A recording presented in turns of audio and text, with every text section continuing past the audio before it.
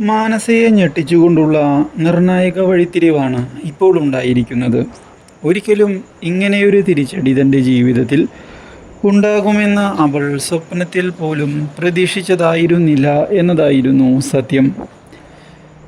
ഇതേ തുടർന്ന് കൺമണിയെ രക്ഷിക്കുന്ന ക്രിഷ് പുതിയൊരു തീരുമാനവുമായി മുന്നിലേക്ക് കടന്ന് വരികയാണ്.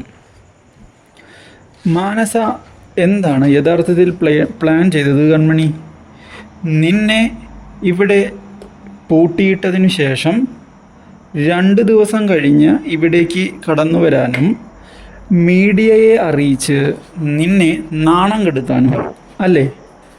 അതേ കൃഷ്ണാറേ, അതായിരുന്നു അവളുടെ പ്ലാൻ. എന്നെ ഏതൊക്കെ വിധത്തിൽ നാണം കെടുത്തണം എന്നാണ് അവൾ ആലോചിച്ചിരുന്നത്. എന്നെ വരുണിനെ കൊണ്ട് വിവാഹം കഴിപ്പിക്കണം എന്ന്. ഓ, അങ്ങനെയല്ലേ? എന്നാൽ അവൾക്കുള്ള തിരിച്ചടി നമ്മൾ അതേ നാണയത്തിൽ തന്നെ നൽകും. എന്ത്? അതെ, നീയേ നടപ്പിലാക്കാൻ തീരുമാനിച്ച പ്ലാൻ അത് അങ്ങനെ തന്നെ നടക്കട്ടെ. ഞങ്ങളും അതിനോട് യോജിക്കുന്നുണ്ട്. പോരെ? ഇതാണ് ഇപ്പോൾ ഞങ്ങൾ വിചാരിച്ചിരിക്കുന്നത്.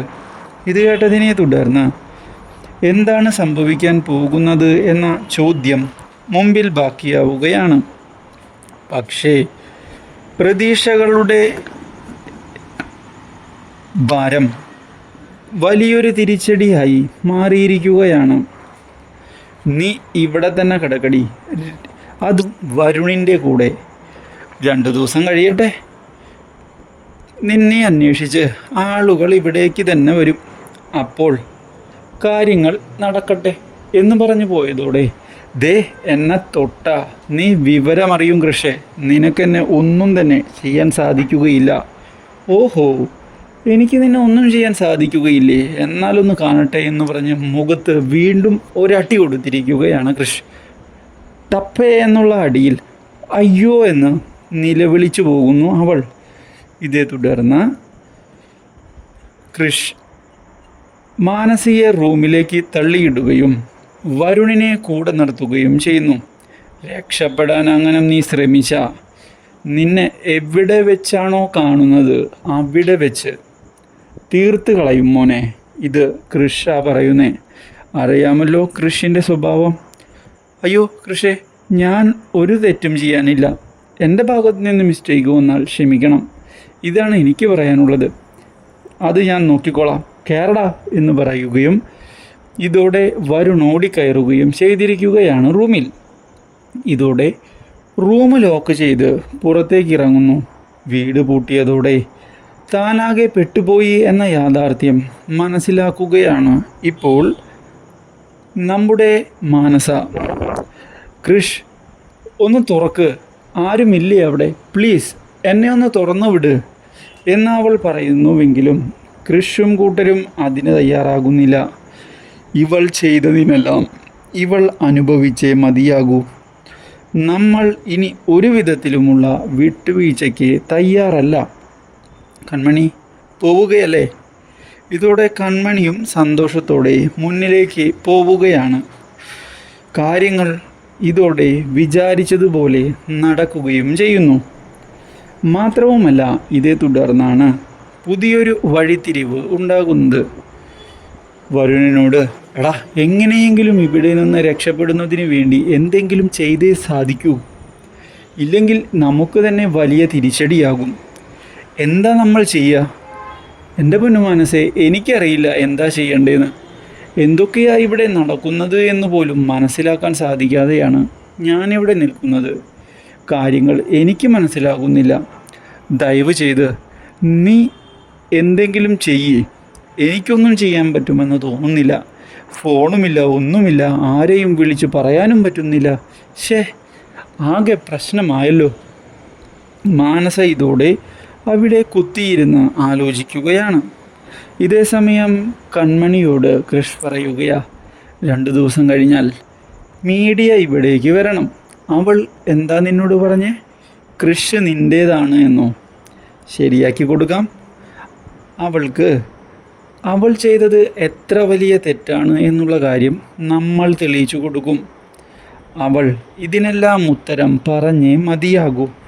ഇതുകൂടി കേട്ടതോടെ ആകെ ഞെട്ടി നിൽക്കുകയാണ് ഇപ്പോൾ കൺമണി. അത്രയ്ക്ക് വേണോ കൃഷ് സാറേ? വേണം. എന്നാലേ അവളൊരു പാഠം പഠിക്കൂ. അല്ലെങ്കിൽ അവൾ ഇതുപോലുള്ള കാര്യങ്ങളുമായി വീണ്ടും നമ്മളുടെ പിറകെ വരും. നമുക്കത് വലിയൊരു ബാധ്യതയുമാകും. ഒരു വിധത്തിൽ നോക്കിയാൽ കൃഷ് സാറ് പറയുന്നതിലും കാര്യമുണ്ട്. അവൾ നമ്മളെ ഉപദ്രവിച്ചിട്ട് മാത്രമേ ഉള്ളൂ. നമ്മൾ എത്രയൊക്കെ ചാൻസ് കൊടുത്താലും അവൾ നന്നാവുകയില്ല. അപ്പോൾ പിന്നെ ഇങ്ങനെയുള്ളൊരു തിരിച്ചടി തന്നെയാകട്ടെ അവൾക്ക് കൊടുക്കാനുള്ളത്. ഇതോടെ കൃഷിനും സന്തോഷമാവുകയാണ്. പക്ഷേ ഇതേ സമയം പുതിയൊരു വഴിത്തിരിവ് ഉണ്ടാവുകയാണ്. നേരമൊക്കെ വൈകിയല്ലോ. എവിടെ മാനസ? ഇത് കേൾക്കുന്ന ജയമോഹൻ, അല്ല നിന്നോടൊന്നും പറഞ്ഞില്ലേ? എന്നോട് പറയാനോ? എന്നോട് എന്തെങ്കിലും അവൾ പറയാറുണ്ടോ? അതാണ് എനിക്ക് നിങ്ങളോട് ചോദിക്കാനുള്ളത്. അച്ഛനും മോളും ചേർന്നുകൊണ്ട് ഓരോ പദ്ധതികൾ മുന്നിലേക്ക് കൊണ്ടുപോകും. എന്നിട്ട് എന്നോട് ഒന്നും മിണ്ടാറുമില്ല. നിങ്ങൾ എത്രയും പെട്ടെന്ന് അവൾ എവിടെയാണ് എന്ന് ഒന്ന് അന്വേഷിച്ച് കണ്ടെത്താൻ നോക്ക്. അല്ലാതെ ഇവിടെ കിടന്ന് ഞാൻ കണ്ടോ ഇല്ലയോ എന്ന് ചോദിച്ചിട്ട് ഒരു ഉപകാരവുമില്ല. എനിക്ക് ഒരു ഐഡിയയുമില്ല അവൾ എവിടേക്കാണ് പോയിട്ടുള്ളത് എന്ന്. നിങ്ങൾ അച്ഛനും മകളുമല്ലേ? വേഗം എൻ്റെ മകളെ കണ്ടെത്തിയിട്ട് വാ. ഇതോടെ ജയമോഹൻ ഫോണിൽ ട്രൈ ചെയ്യുകയാണ്. പക്ഷെ കിട്ടുന്നില്ല. ഇവളിതെവിടെ പോയി? എന്തെങ്കിലും ഒപ്പിക്കാൻ പോയാൽ എന്നോട് പറഞ്ഞിട്ടേ പോകാറുള്ളൂ. കൃഷിനൊരു പണി കൊടുക്കണം എന്ന് വ്യക്തമാക്കിയിട്ട് തന്നെയാണ് പോയിട്ടുള്ളത്. പക്ഷേ എന്ത് പണി? അതാണ് എനിക്കും ഡൗട്ട്. ഫോൺ വിളിച്ചിട്ട് കിട്ടുന്നുമില്ല. കാര്യങ്ങൾ മൊത്തം കൈവിട്ട് പോയതുപോലെയുമാണ്. ഇതെന്താ ഈ സംഭവം? എങ്ങനെ കാര്യങ്ങൾ മുന്നിലേക്ക് കൊണ്ടുപോകും? ഒന്നും മനസ്സിലാകാതെ നിൽക്കുകയാണ് ഇപ്പോൾ. ഇതോടെ അയാളുമാകെ ടെൻഷനിലാകുന്നു. മകളെപ്പറ്റി ഒരു വിവരവുമില്ല. ഈ കാര്യം അറിയുന്ന മാനസയുടെ അമ്മ പോലീസിൽ കംപ്ലൈൻറ്റ് ചെയ്തേ മതിയാകൂ. എൻ്റെ മകളെ എനിക്ക് കാണണം. അതിൽ ഒരു വിട്ടുവീഴ്ചയുമില്ല. എവിടെയായാലും അവളെ ഇവിടേക്ക് എത്തിക്കണം. കംപ്ലൈൻറ്റ് കൊടുക്കുന്നതായിരിക്കും നല്ലത്. ഇത് കേൾക്കുന്ന ജയമോഹൻ, കംപ്ലൈൻറ്റ് കൊടുത്താൽ നാണം കെടില്ലേ? നിങ്ങൾ നാണക്കേടിൻ്റെ കാര്യമൊന്നും പറയാൻ നിൽക്കണ്ട. മര്യാദയ്ക്ക് അവളെ കണ്ടെത്തി ഇവിടെ എത്തിച്ചോണം. ഇല്ലെങ്കിൽ എന്തെങ്കിലും വലിയൊരു ദുരന്തം ഉണ്ടാക്കിക്കൊണ്ടേ അവൾ വരൂ. അതിനേറ്റ് മുന്നേ തന്നെ എന്തെങ്കിലും ചെയ്തേ മതിയാകൂ. ഇതുകൂടി കേട്ടതോടെ ആകെ ഞെട്ടി നിൽക്കുന്ന അയാൾ ഒടുവിൽ പോലീസ് കംപ്ലൈൻറ്റ് കൊടുക്കുകയാണ്. പക്ഷേ ഇതിനിടയിലാണ് പത്രക്കാർക്ക് ന്യൂസ് കൃഷ് ചോർത്തി കൊടുക്കുന്നത്. ഉടൻ തന്നെ പത്രക്കാർ കുതിച്ചെത്തിയതോടെ ഒരേ വീട്ടിൽ നിന്ന്, ഒരേ റൂമിൽ നിന്ന് മാനസയെയും അതുപോലെ തന്നെ നമ്മുടെ വരുണിനെയും പിടികൂടിയിരിക്കുകയാണ്.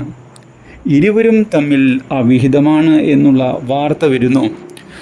ബിസിനസ്സിലെ ടൈക്കൂൺ ജയമോഹൻ്റെ മകൾ അവിഹിത ബന്ധത്തിൽ പിടികൂടി എന്ന വാർത്ത പുറത്തു വരികയും ചെയ്യുന്നു. പോലീസും കംപ്ലൈൻറ്റ് ലഭിച്ചതായി സ്ഥിരീകരിച്ചതിനെ തുടർന്ന് ഒളിച്ചോടാനുള്ള തീരുമാനമായിരുന്നു അതെന്ന് വരുത്തി തീർക്കുകയാണ് മീഡിയ. ഇതോടെ ഇത് കേൾക്കുന്ന ജയമോഹനാകെ ഞെട്ടിപ്പോകുന്നു. മാത്രവുമല്ല, നാട്ടിലിപ്പോൾ മാനസയ്ക്ക് തല ഉയർത്തി നിൽക്കാൻ പറ്റാത്ത അവസ്ഥയാണ് വരുന്നത്. ഇനി വരുണിനെ വിവാഹം കഴിച്ച് തലയൂരാതെ മറ്റു വഴികളില്ല എന്നുള്ള അവസ്ഥയും വന്നതോടെ മാനസ ഒടുവിൽ പെട്ടുപോവുകയാണ്. മാനസയുടെ അമ്മ വരുണിനെ വിവാഹം കഴിക്കാൻ ആവശ്യപ്പെടുന്നു.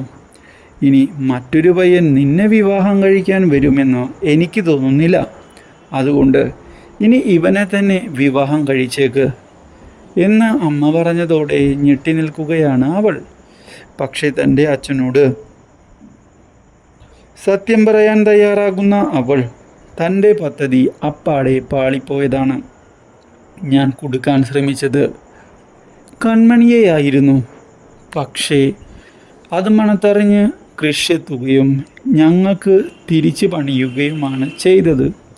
അതാണ് ഞങ്ങളെ ഈ അവസ്ഥയിൽ കൊണ്ടുചെന്ന് എത്തിച്ചത് അച്ഛാ എന്ന് പറഞ്ഞ് പൊട്ടിക്കരയുന്നു ഇപ്പോൾ മാനസ.